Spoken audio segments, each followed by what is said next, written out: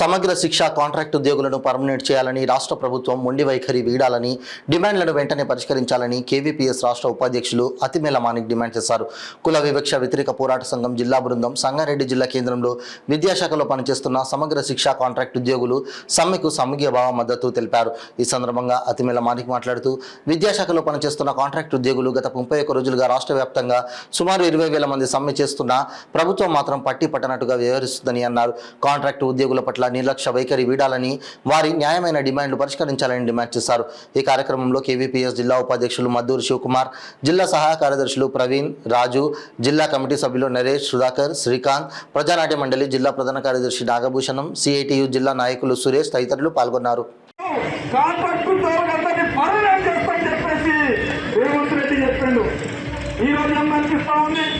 అయ్యా రేవంత్ రెడ్డి గారు, నీవు ఇదే చెప్పినావు కదా, వాళ్ళు ఇంట్లో 4 ఉద్యోగాలు సంపాదిస్తే వాళ్ళు ఇంటికి వెళ్ళిపోయారు.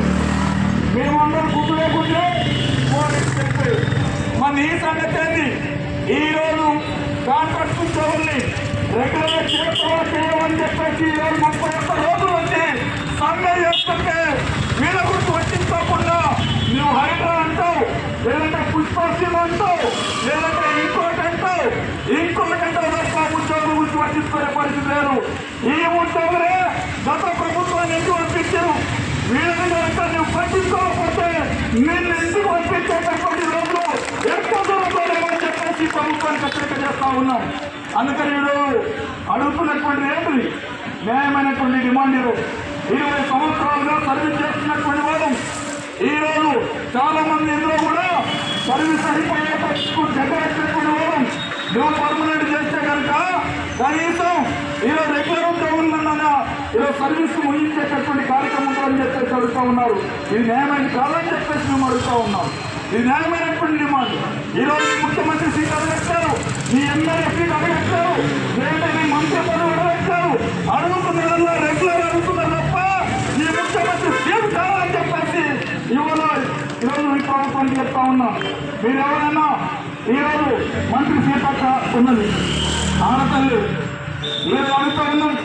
వీళ్ళందరూ దాదాపుగా ఇక్కడ తక్కువ మంది ఉన్నారు, ఇక్కడ అందరికి ఎక్కువ మంది ఉన్నారు. మీరు ఎందుకు ఎక్కువ మంది వచ్చిరంటే బస్సు ఒకటి ఫ్రీ ఇచ్చారని మీరు ఎక్కువ మంది వచ్చిరా తెలియదా?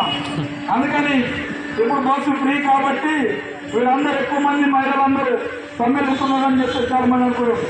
ఈరోజు ఈ బస్సు గురించి మాట్లాడచ్చారు. కడుపు గారి చెంటి కింద 31 రోజుల నుంచి ఇక్కడ కొత్త నిర్బంధనలు వేస్తున్నటువంటి పరిస్థితి ఉందని చెప్పేసి ఈరోజు ఈ ప్రభుత్వానికి తెలియజేస్తా ఉన్నాం.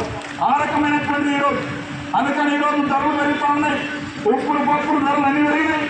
ఈరోజు పెరిగిన ధరలు బట్టి నువ్వు జీతాలు పెంచాలి కదా, ఈరోజు అందరికీ న్యాయం చేయాలి కదా. ఈ ప్రభుత్వం వస్తే జీతాలు పెంచని చెప్పని చెప్పినా కదా, ఈ జీతాలు మాత్రం పెంచే పరిస్థితి, ధర మాత్రం పెంచేటటువంటి పరిస్థితి ఉంది. అందుకని ఈరోజు ప్రభుత్వం చెప్తా ఉన్నాం, అడుగుతున్నటువంటి దాంట్లో న్యాయమైనటువంటి డిమాండ్ ఉన్నది. ఈరోజు పే స్కేల్ అనేటటువంటిది ఈరోజు న్యాయమైనటువంటి డిమాండ్ అది.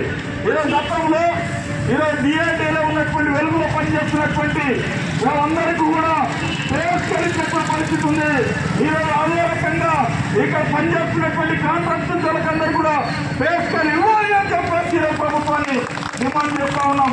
రెగ్యులర్ ఆలోచన చేయాలి అని చెప్పేసి కొందరు అడుగుతా ఉన్నాం. అందుకని డబ్బులు లేవని చెప్తాం.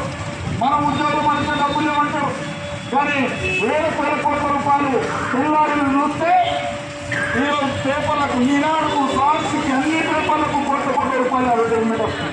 ఎక్కడ వస్తున్నాయి? ఉద్యోగాల జీతాలు అనమాట డబ్బులు లేవంటావా? ఇక్కడేమో కోట్ల రూపాయలు ఎక్కడికి వస్తూ ఉన్నాయి. అందుకని అడుగుతా ఉన్నాం, ముందు ఉద్యోగం గురించి ఆలోచించమని చెప్పేసి, పనిచేసే వాళ్ళ గురించి ఆలోచించమని చెప్పేసి, ఈరోజు విద్యార్థుల గురించి పనిచేసే వాళ్ళ గురించి ఆలోచించమని చెప్పి చెప్తున్నాం. ఆ రకమైనటువంటి చర్యలు ప్రభుత్వం తీసుకోవాలి అని చెప్పేసి చెప్పండి. ఎక్కడైనా సరే పోరాటం చేస్తేనే ఏదైనా సాధ్యం. పోరాటం చేస్తే తప్పకుండా సాధించుకుంటాం. ఆ రకంగా ప్రభుత్వం ఆలోచించాలి అని చెప్పేసి చెప్పండి. అది కేంద్ర ప్రభుత్వం మాట్లాడుతున్నది. ఇవాళ గతంలో కేంద్ర ప్రభుత్వం కూడా ఈరోజు మనం ఈ వచ్చేటువంటి స్కీములన్నీ కూడా కేంద్ర ప్రభుత్వంలో నిండినటువంటి స్కీములు ఉన్నాయి. కేంద్ర ప్రభుత్వం మాట కూడా తీసుకోవాలి. ఈ ప్రభుత్వానికి ఈరోజు మెడ వచ్చేటటువంటి పద్ధతిలో కేంద్ర ప్రభుత్వం తీసుకొని పర్మనెంట్ చేసే పద్ధతిలో ఒత్తిడి తీసుకోవాలి అని చెప్పేసి నరేంద్ర మోడీ గారు కూడా డిమాండ్ చేస్తా ఉన్నాం. ఎందుకు చేయాలని చెప్పేసి అడుగుతా ఉన్నాం.